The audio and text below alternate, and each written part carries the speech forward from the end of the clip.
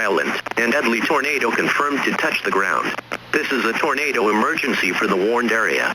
The National Weather Service in Chicago has issued a tornado warning for northeastern McHenry County in northeastern Illinois, southern DeKalb County in north-central Illinois, Boone County in north-central Illinois, until 8:15 p.m. Central Daylight Time.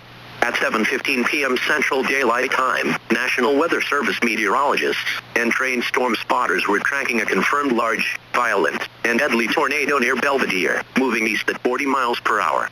This is a tornado emergency for Boone, DeKalb, and McHenry County. Extensive damage is already occurring with this tornado. Take cover now. Hazard: deadly tornado. Source: local law enforcement reported a large multi-vortex tornado near the intersection of Appleton Road and Logan Avenue. Impact: you are in a life-threatening situation. Flying debris will be deadly to those caught without shelter.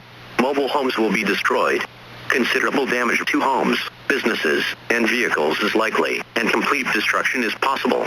Locations in the warned area include, but are not limited to, Belvedere, DeKalb, Woodstock, Sycamore, Harvard, Genoa, Marengo, Hampshire.